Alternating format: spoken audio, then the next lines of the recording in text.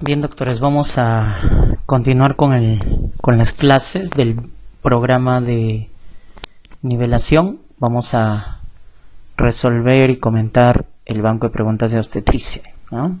Que son alrededor de 400 preguntas de los exámenes de residentado. La primera parte de fisiología, acá en la pregunta nos dicen después de la ovulación. Recuerden que la ovulación se produce por el pico de LH y previo al pico de LH se produce un pico de estradiol, ¿no? Por eso que hay un feedback positivo y se libera, recuerden, el ovocito secundario. Esa es la ovulación, ¿no? El ovario libera el ovocito secundario hacia la trompa de falopio. Y nos preguntan hasta cuánto tiempo puede ocurrir la fecundación. Entonces en la trompa el ovocito, ¿con quién se va a encontrar? Con el espermatozoide. Ese es el proceso de fecundación. ¿Y cuánto tiempo después de la ovulación ocurre la fecundación? Más o menos un día o máximo 24 horas, porque es justamente el tiempo de vida del ovocito. Entonces el ovocito le espera al espermatozoide 24 horas. El espermatozoide tiene un tiempo de vida de 72 horas, ¿no? Es mayor al ovocito, ¿ya? Entonces se da la fecundación en la ampolla, recuerden, o tercio externo de la trompa de falopio, ¿no? Ahí se produce la fecundación, que es la unión de gametos. La fecundación tiene 3 etapas: la fase 1, la fase 2 y la fase 3. La fase 1 es cuando atraviesa la corona, recuerden, radiada. La 2 es la zona pelúcida y la 3 es la fusión de gametos, que se conoce con el nombre de fusión de pronúcleos, llamado singamia, ¿no? Entonces la primera es corona radiada, segundo zona pelúcida y la última fusión de núcleos. Por lo tanto se forma el huevo cigoto, que va a ser diploide, ¿no es cierto? Entonces fase 2 tiene que ver con la zona pelúcida. ¿Y cuál es esa alternativa que nos habla? La E, ¿no? Cambia la permeabilidad de la zona pelúcida debido a la liberación de enzimas. ¿Cómo se llama esa liberación de enzimas? Reacción acrosomal. La liberación de enzimas para atravesar la zona pelúcida en la fase 2 se llama reacción acrosomal. Y solo un espermatozoide atraviesa la zona pelúcida, no varios, ¿no? Solo uno. Y esa selectividad se llama reacción de zona. Cuando te preguntan qué es la reacción de zona, es cuando un solo espermatozoide puede penetrar al ovocito. En el proceso de fecundación, ¿cuándo se induce la reacción acrosomal? Y hemos comentado, la reacción acrosomal es la liberación de enzimas para atravesar la zona pelúcida. Entonces, para eso sirve, para penetrar la zona pelúcida, que está en la alternativa A, ¿no? Eso vendría a ser la liberación de enzimas para degradar estas glicoproteínas que están en la zona pelúcida.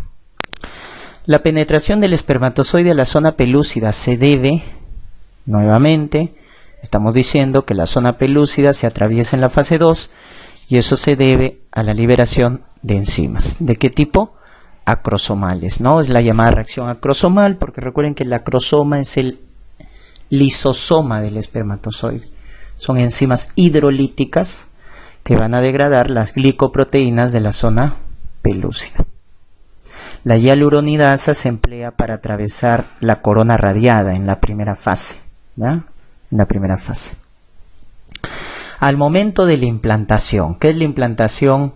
Cuando el ovocito, o en este caso el huevo cigoto, ya llega al endometrio, que se llama decidua, ¿no? Es el endometrio secretor. Entonces el huevo cigoto por la trompa pasa a mórula, luego de mórula pasa a blástula. Y en ese estadio de blástula es en que se da el proceso de implantación, también llamado anidación, ¿ya? Entonces implantación o anidación, ¿en qué estadio se da? Blastocisto. Primero cigoto, luego mórula, luego blástula. Y en blástula se implanta en el endometrio secretor. En una gestante de 35 semanas se revela anencefalia, ¿no? Una malformación congénita mayor del sistema nervioso que se produce más o menos a la 4ª semana. A la 4ª semana se dan las malformaciones del sistema nervioso central, tipo anencefalia, ¿no? O los defectos de tubo neural, como la espina bífida, ¿no? ¿Cuál es el método más precoz de diagnóstico de embarazo utilizando la subunidad beta-HCG?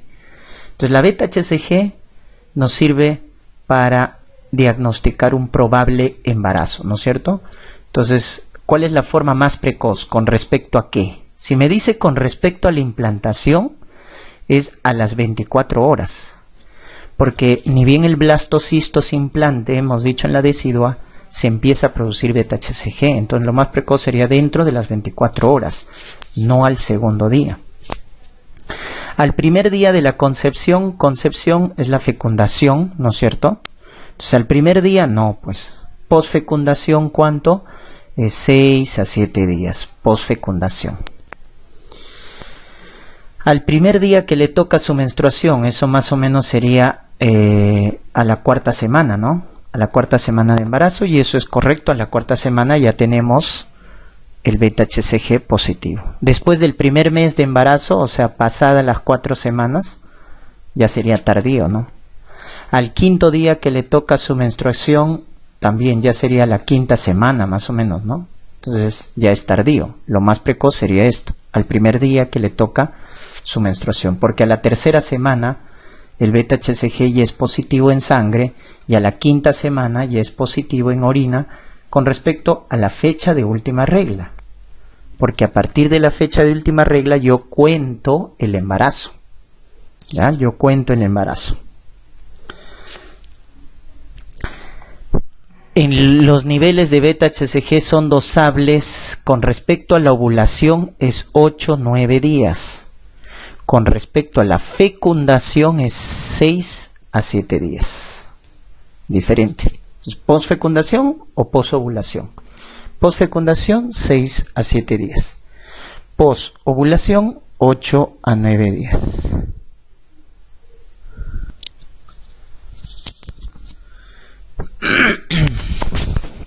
Acá en la pregunta 9 hemos considerado también algunas preguntas de NAMI y de salud, ¿ya? Que hemos considerado que son importantes. Por ejemplo, acá, mujer de 25 años que en una fiesta tiene relaciones sexuales con pareja eventual sin protección.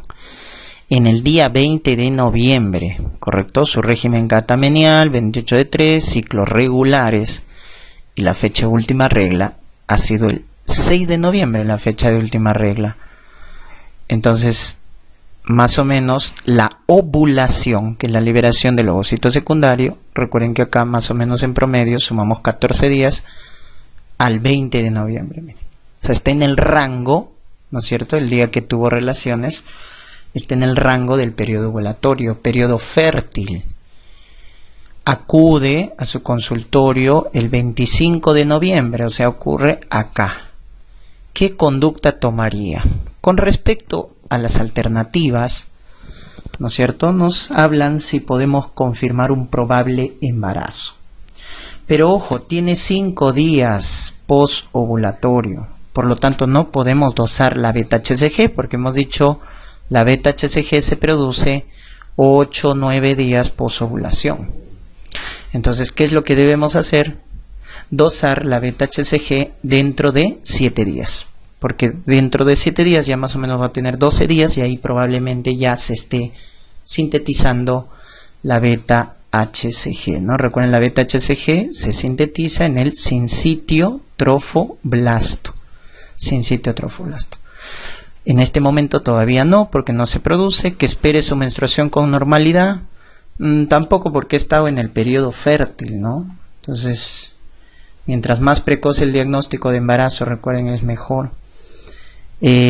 Tableta de levonorgestrel como anticoncepción de emergencia, recuerden, es dentro de las 72 horas, ya post relación sexual. Acá ya pasó 5 días, ¿no? Y ecografía es para confirmar el embarazo, para confirmar, ¿no? Y más o menos a la cuarta semana de embarazo recién vemos un saco gestacional, ¿no? ¿A partir de qué semana el embarazo la insulina es la principal generadora del crecimiento? A partir de las 20 semanas. A partir de las 20 semanas la insulina, al igual que el lactógeno placentario, que van a promover el crecimiento del feto, ¿no? ¿Cuál de las siguientes alternativas es función del lactógeno placentario? El lactógeno placentario sobre todo se produce en el tercer trimestre y es su pico de secreción. Y lo que hace el lactógeno placentario es promover el paso de glucosa, ¿de quién? De la mamá al feto. Entonces, eso es lo que hace el lactógeno, promueve el paso de glucosa de la mamá al feto a través de una difusión facilitada. ¿Por qué? Porque acá la glucosa utiliza estos transportadores o carriers llamados GLUTs, ¿no es cierto? Llamados GLUTs. ¿Correcto? Muy bien. Y de esa manera estimula el crecimiento del feto, pues, ¿no? Porque está proporcionando el combustible celular que es la glucosa. ¿Cuál es la principal acción del lactógeno placentario en el embarazo? Crecimiento fetal, promueve el paso de glucosa y para ello, ¿qué hace?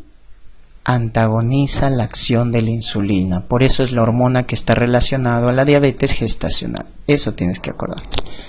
El lactógeno placentario promueve el crecimiento, promueve el paso de glucosa al feto y está relacionada a la diabetes gestacional porque induce una insulinoresistencia. El que relaja el músculo liso es la progesterona.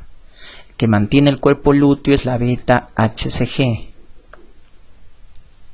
De los siguientes medicamentos, ¿cuál inhibe las contracciones uterinas? Eso se llama tocólisis, inhibición de la contracción.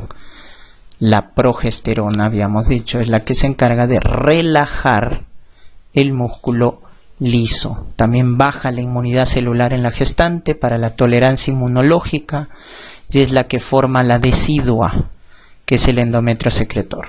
Acuérdate esas tres funciones de la progesterona y es por eso que es la hormona más importante del embarazo. Relaja músculo liso del útero, baja la inmunidad y forma la decidua endometrio secretor. ¿Cuál de los siguientes se origina a partir del trofoblasto? La placenta, ¿no? La placenta deriva del trofoblasto. Tiene una parte materna y una parte fetal. La parte materna se llama decidua basal, y la parte fetal se llama corión frondoso, la parte fetal. Por eso decimos que la placenta es una estructura feto-materna. ¿Cuál es el mecanismo mediante el cual la glucosa atraviesa la barrera placentaria? Pregunta de salud. Habíamos dicho la glucosa cómo atraviesa por el GLUT, difusión facilitada. Los gases es por difusión simple. Transporte activo, los aminoácidos, los cationes. ¿Ya? Y pinocitosis, acuérdense, es el mecanismo de transporte de la única inmunoglobulina que atraviesa la placenta, que es la IgG. ¿Cuál es el tipo de placentación en la especie humana? La placentación en el ser humano es la llamada hemocorial, porque hay intercambio de sangre entre la madre y el feto en el espacio intervelloso. Por eso se llama hemocorial. La placenta que tiene uno o más lóbulos accesorios se conoce con el nombre de placenta subcenturiata. Por eso es factor de riesgo para retención de restos placentarios, que es una causa de hemorragia posparto, ¿no? Cuando tiene uno o más lóbulos accesorios se llama subcenturiata.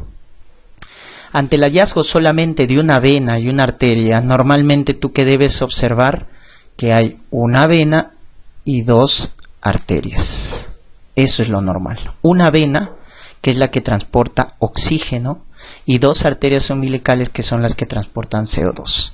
Pero si tú encuentras una sola arteria, esa es una malformación vascular. Se llama arteria umbilical única, que está asociada a malformaciones geniturinarias y abdominales. ¿Correcto? Por eso, ¿qué debemos hacer en el recién nacido? Cuando encontramos una sola arteria umbilical, ecografía para descartar estas malformaciones. El volumen promedio del líquido amniótico. El líquido amniótico en las primeras 20 semanas es de origen materno, porque es un ultrafiltrado del plasma. Pasadas las 20 semanas tiene origen fetal, porque es la orina del feto. Y el volumen promedio a término, recuerden, es 1 litro, el volumen promedio. 1 litro es el volumen promedio del líquido amniótico, ¿correcto? ¿Cuáles son signos probables de embarazo? ¿Correcto? Probables son los signos genitales como Chadwick, Egar, ¿no es cierto?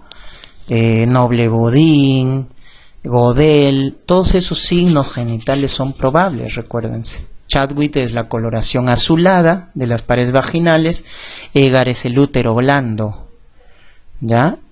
Godel es el cuello blando, ¿no? Todos esos signos son probables, acuérdense. El aumento del tamaño del abdomen también es probable, porque es el agrandamiento uterino, ¿no? Entonces el útero llega a la sínfisis púbica a las 12 semanas, al ombligo a las 20 semanas, acuérdense. Las contracciones falsas de Braxton y Hicks también son probables.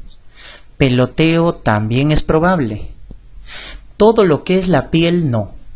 Estrías, línea bruna, cloasma, eso son signos presuntivos de embarazo. Presuntivos, ya no probables. La beta-HCG también es probable. Y la ocultación en el Doppler no es probable. Eso ya es certeza, porque con eso confirmamos el embarazo. Hemos dicho que la ecografía es el que confirma el embarazo, porque ve saco gestacional, ve embrión, ve latidos, y eso ya confirma, ya no es probable. Entonces no debe estar ni 6 ni 8, ni 6 ni 8 debe estar. Respuesta correcta la D. Todos esos son probables. ¿Cómo se denomina el signo en la cual la mucosa vaginal cambia a color azulado oscuro? Chadwick, ¿no es cierto? Chadwick, coloración violácea. Egar es el útero blando. Piscasek es el útero irregular. Godel es el cuello blando. No te confundas con Egar. Egar es el útero blando. Godel es el cuello blando. Piscasek es útero irregular. ¿Cuáles son los cambios que ocurren en un embarazo normal? A ver, ¿el tamaño del riñón aumenta? Sí, 1 centímetro aumenta. Y aumenta la tasa de filtración. ¿Se dilata el uréter? Sí, por la progesterona. ¿Aumenta la tasa de filtración? Correcto, porque aumenta el flujo sanguíneo renal, ya que la gestante tiene más gasto cardíaco. Como hay más gasto cardíaco, le mandamos más sangre al riñón y por lo tanto aumenta la tasa de filtración y el flujo plasmático renal. Todo ahí es correcto. Pronunciada proteinuria, eso no. Eso no hay mucha proteinuria, o sea, porque eso ya es patológico. La creatinina aumenta, tampoco. La creatinina baja. ¿Por qué?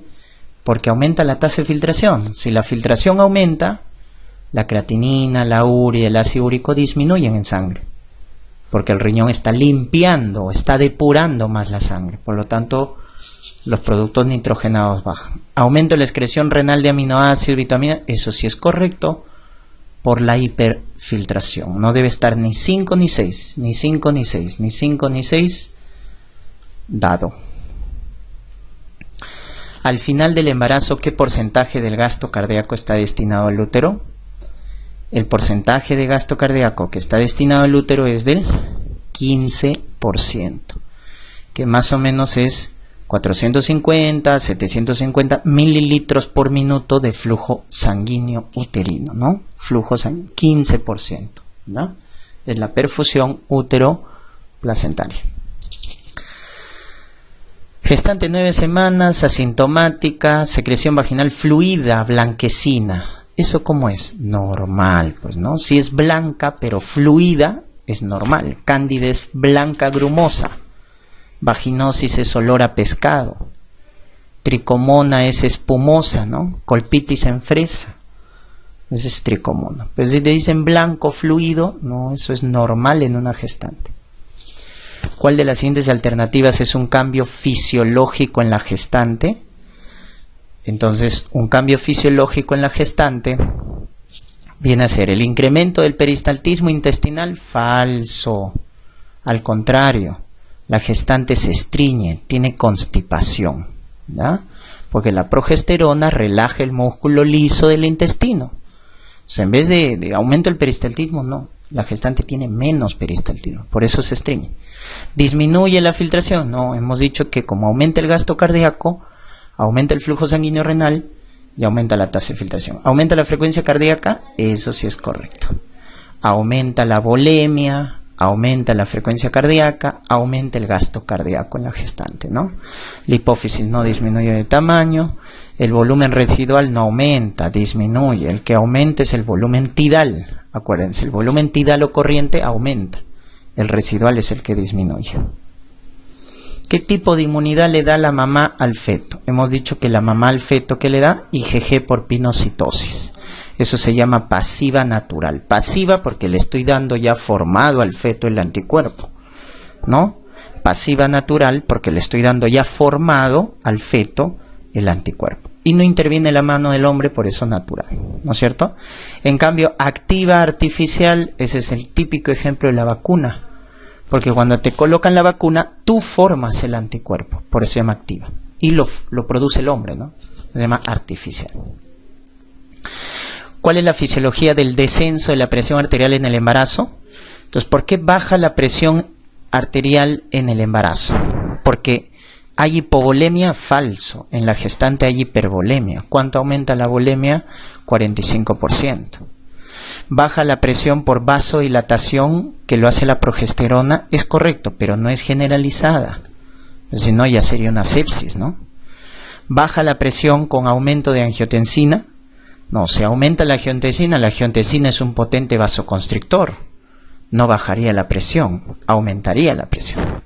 Baja la presión sin aumento de la angiotensina. Eso es correcto. La presión en la gestante baja en el primer y segundo trimestre, básicamente.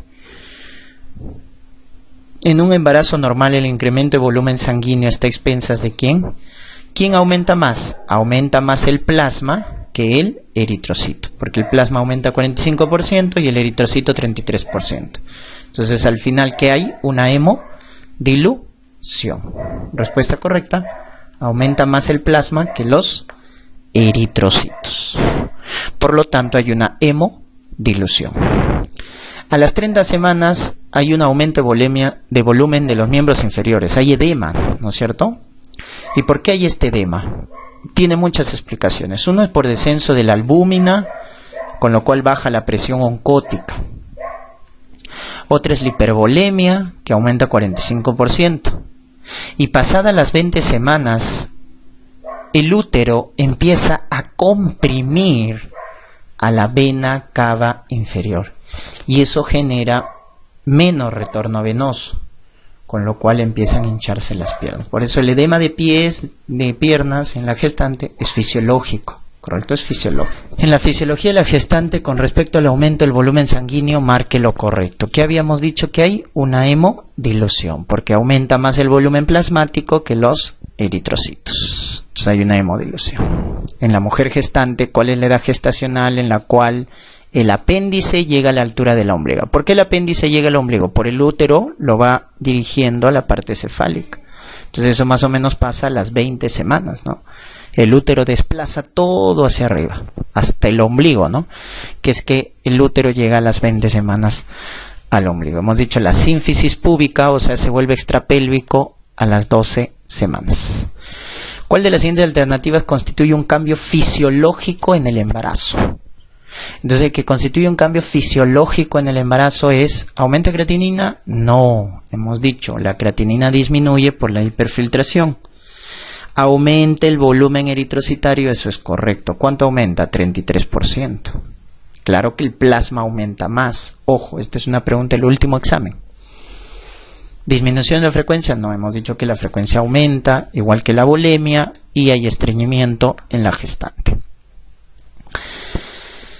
El aumento de peso en la gestante se debe principalmente a ¿qué? Aparte del feto, el aumento de peso sobre todo se debe a la hipervolemia, que sobre todo llega a su pico máximo en el segundo trimestre. Entonces, debido a la hipervolemia es lo que hace la ganancia de peso en la gestante. Puérpera de 15 días, posparto eutóxico, llama al médico por presentar secreción vaginal cero sanguinolenta. Eso es normal, pues, ¿no? A los 15, a las 2 semanas, más o menos la secreción cero sanguinolenta, luego se torna amarillenta y al final blanca, ¿no? Pero no hay mal olor, no hay pus, no tiene olor fétido, está dentro de lo normal. ¿Ya? Endometritis cuando está purulento, cuando está con secreción fétida. Ahí sí es endometritis y hay que dar tratamiento antibiótico.